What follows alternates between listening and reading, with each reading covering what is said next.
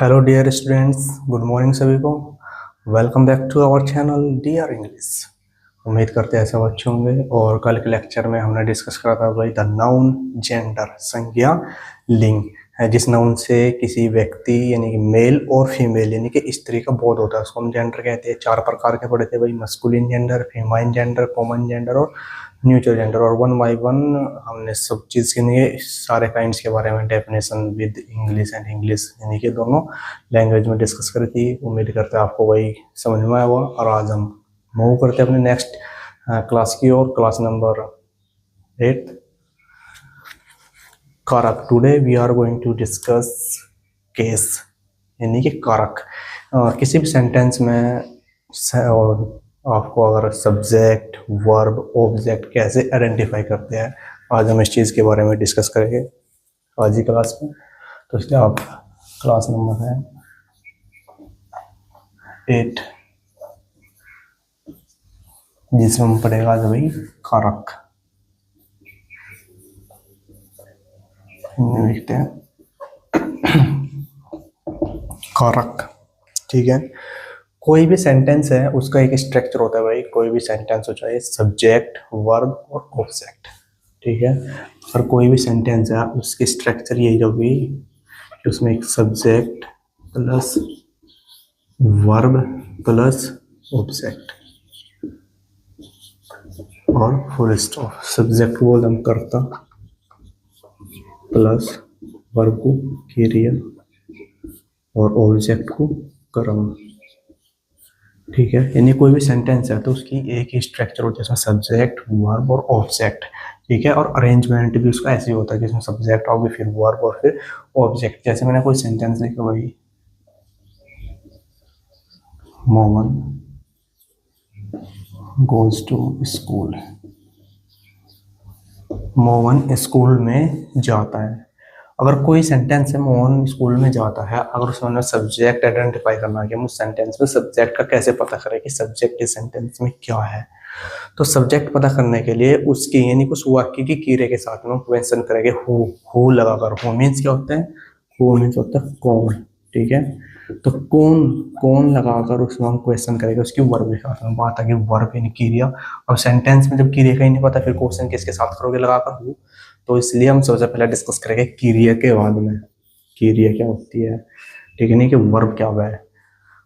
यानी कि आप ये कह लो कि जो वर्ब होती है, क्रिया होती है, 2 तरह की हुआ है। एक हेल्पिंग वर्ब होती है और एक मेन वर्ब होती है। हेल्पिंग वर्ब का कार्य होता है कि वो हमें उस टेंस के बारे में बताओगे कि भाई हम किस टेंस की बात कर रहे हैं। जैसे is, are, am, was, were, do, does, did, has, had और मोडाल्स भी होते हैं। ठीक है, तो ये जो हेल्पिंग वर्ब होते हैं 2 तरह के होते हैं। एक मोडाल्स होते हैं और एक ही होते हैं बी, डू और हैव के रूप होते हैं। यानी कि हम इस चीज़ के बारे में होता है कि हम प्रेजेंट इंडेफिनिट की बात कर रहे हैं, फ्यूचर की बात कर रहे हैं या फिर पास्ट की बात कर रहे हैं। ठीक है, जो कि हेल्पिंग वर्ब का कार्य होता है। और मैन वर्ब क्या है? मैन वर्ब होती है मुख्य क्रिया। ठीक है, कोई भी वर्ब है तो उसकी क्या भाई 2 पार्ट्स होते हैं वर्ब के। एक तो है भाई हेल्पिंग वर्ब, लिखेगा नंबर 1।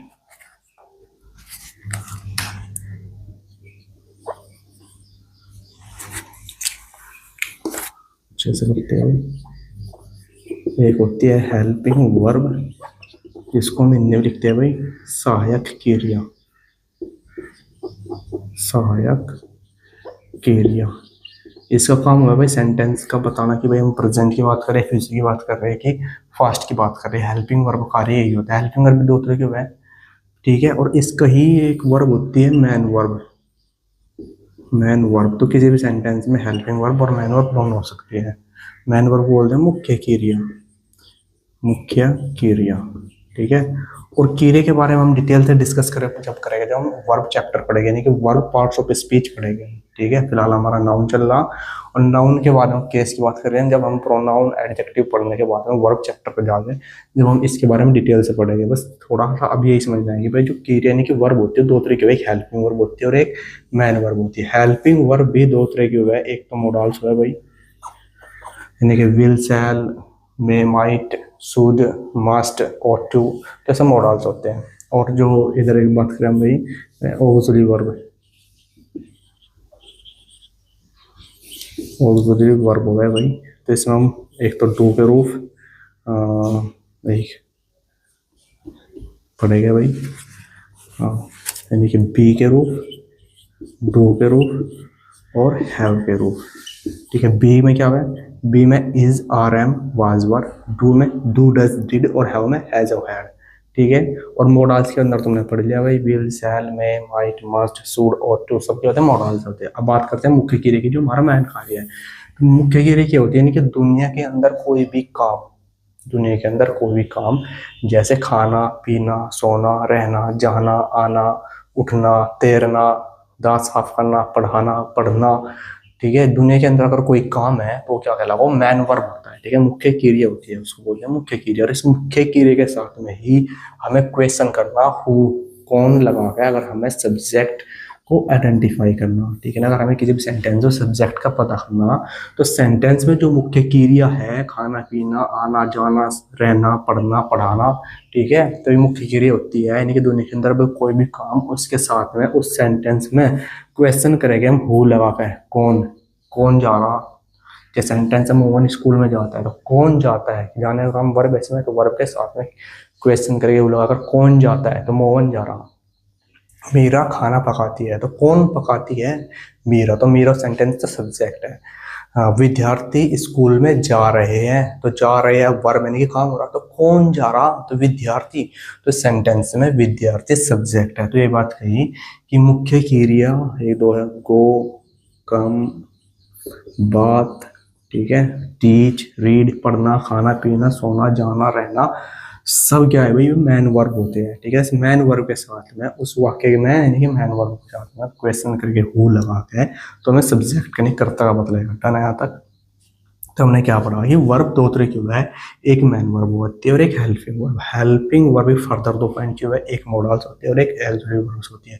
इसके बारे में हम डिस्कस करेंगे डिटेल्स में जब हम पार्ट्स ऑफ स्पीच पढ़ोगे वर्ब के बारे में। ठीक है, मैन हमारा फोकस है, मैन वर्ब। मैन वर्ब हमने देख लिया भाई, दुनिया के अंदर कोई भी काम मैन वर्ब यानी कि मुख्य क्रिया होती है। डन है यहाँ तक भाई। वर्ब चैप्टर मतलब वर्ब के बारे में आपको कोई कंफ्यूजन नहीं होगा।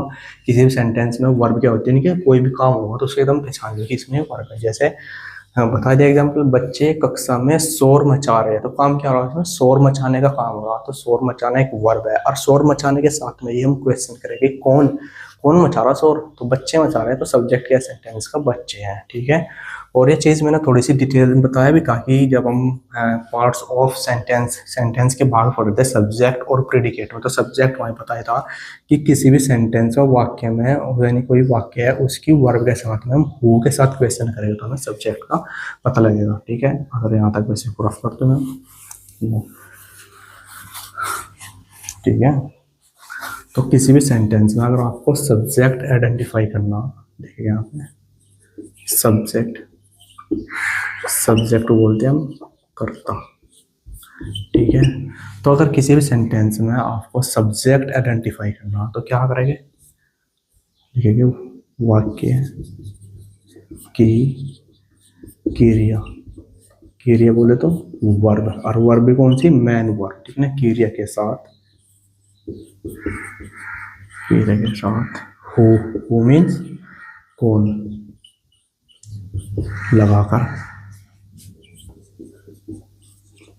लगाकर प्रश्न करते हैं। ठीक है ना, तो वाक्य की यानी कि वर्ब के साथ हु, कौन, मीन्स कौन लगाकर प्रश्न करते हैं, तो आपको सब्जेक्ट का पता चल जाता है। जैसे सेंटेंस लिखेंगे, Ravi gets up early in the morning. ठीक है, तो उसमें काम क्या हो रहा, Ravi gets up early in the morning, Ravi सुबह जल्दी उठता है, तो काम क्या इसमें, उठता है, उठने के तो काम रहा, तो उठता है जो इसमें वर्ब होगी, तो उसके साथ में क्वेश्चन करेंगे। चलो हिंदी में लिख लो, रवि सुबह जल्दी उठता है, तो काम क्या रहा इसमें, उठने का काम रहा, तो वर्ब है, तो उस उठने के साथ में हम क्वेश्चन करेंगे हु लगाकर, कौन उठता है, तो कौन उठता है भाई, रवि उठता है, तो सेंटेंस में रवि क्या है, इस सेंटेंस का रवि सब्जेक्ट है, और यह क्या होगी, यह वर्ब होगी इसमें। ठीक है, अब बच्चे का पार्ट इसमें भाई, सुबह जल्दी उठता है, तो ऑब्जेक्ट इसमें यानी सुबह जल्दी उठता है, सेंटेंस का इट इज के अंदर का ही पार्ट आता है, ठीक है ना, अर्ली इन द मॉर्निंग। अब आप किसी सेंटेंस में ये हो गई, Mohan goes to school, Mohan school में जाता है, मोहन स्कूल में जाता है। तो कौन जा रहा स्कूल में, तो कौन जा रहा, जाने का हो रहा ना, वर्ब केस में जाता है, जाने का हो रहा, तो कौन जाता है स्कूल में, तो मोहन। तो मोहन क्या है, इस सेंटेंस का सब्जेक्ट है, और यू क्या है इसमें, वर्ब है, ठीक है। तो सेंटेंस का सब्जेक्ट वर्ब कैसे आइडेंटिफाई करते हैं ये तो हमने देख लिया। अब बात करते हैं हम ऑब्जेक्ट की, ठीक है। वर्ब का पता लग गया क्या होती है, सब्जेक्ट के बारे में पढ़ लिया। अब बात करते हैं हम ऑब्जेक्ट की, ठीक है। किसी भी सेंटेंस में how can you identify object, चलो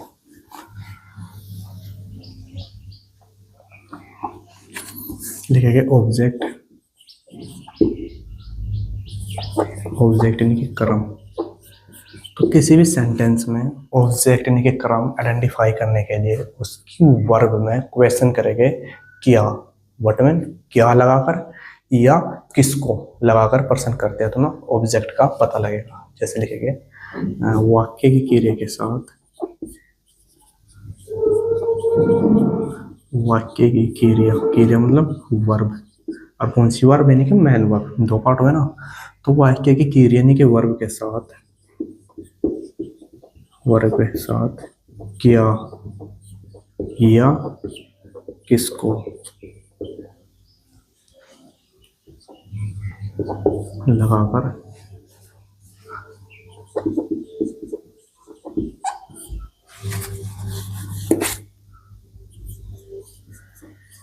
लगाकर प्रश्न करते हैं।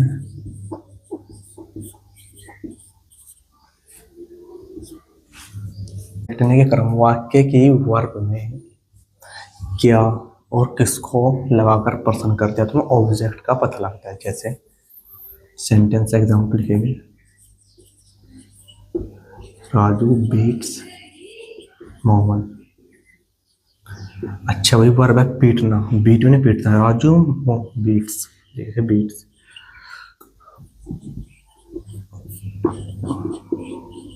राजू मोहन को पीट,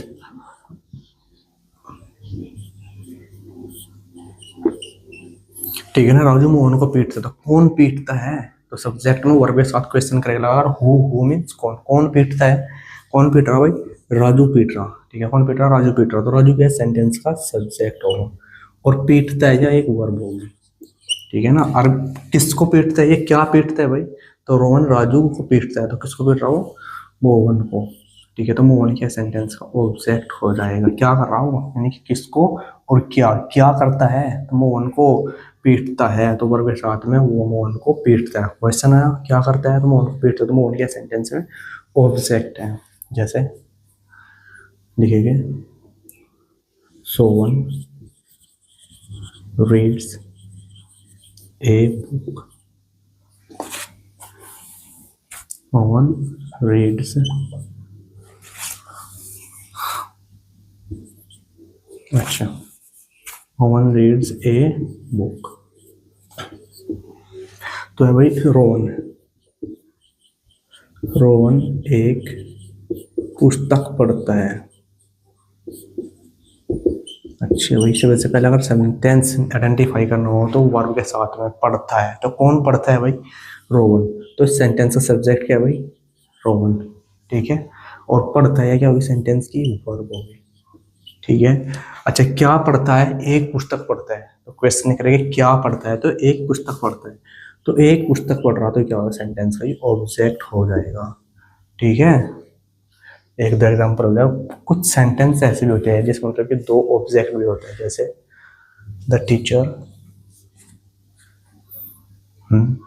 ऊपर लिखा करो मैं यहाँ लिख रहा उसको, ठीक है। कोई भी सेंटेंस का पार्ट नहीं, एक सब्जेक्ट होगा उसके अंदर, प्लस उसके अंदर एक वर्ब होगी, और प्लस ऑब्जेक्ट होगा, है ना यहाँ तक। तो सेंटेंस है the teacher,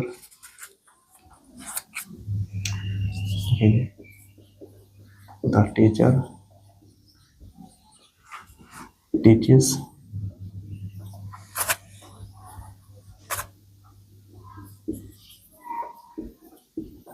teachers us English. तो इसमें क्या है भाई, इसमें दो ऑब्जेक्ट है। सबसे पहले तो एक हम भाई, अध्यापक हमें इंग्लिश पढ़ाते हैं। अध्यापक हमें अंग्रेजी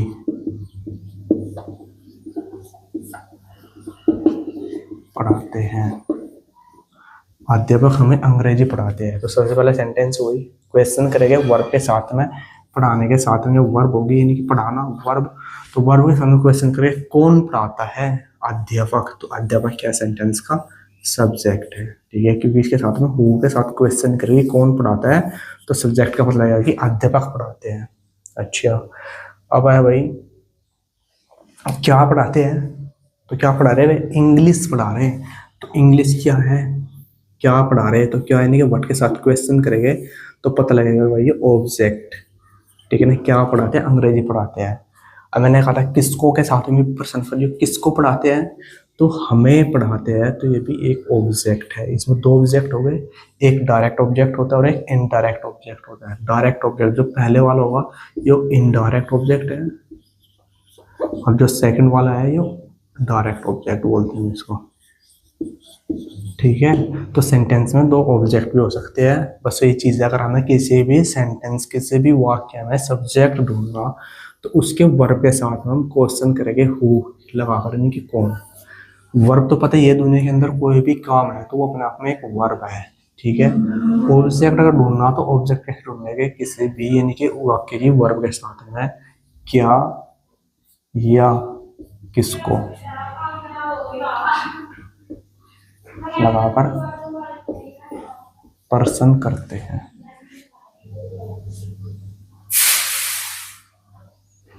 ठीक है। उम्मीद करते हैं भाई आज की क्लास आपको पसंद आई होगी, और ऐसे ही डेली क्लास लेते रहिए, ठीक है। और उन बच्चों के साथ में शेयर करिए जो 9th क्लास या 10th क्लास में है, 11th क्लास या 12th क्लास में है, पढ़ाई कर रहे हैं। अगर आपको लगता है कि उनके लिए बेनिफिशियल होगी, हाँ, बस आज की क्लास यहीं पे एंड करते हैं। Please subscribe, share and like the video. मिलते हैं नेक्स्ट क्लास में। Till then bye bye, see you.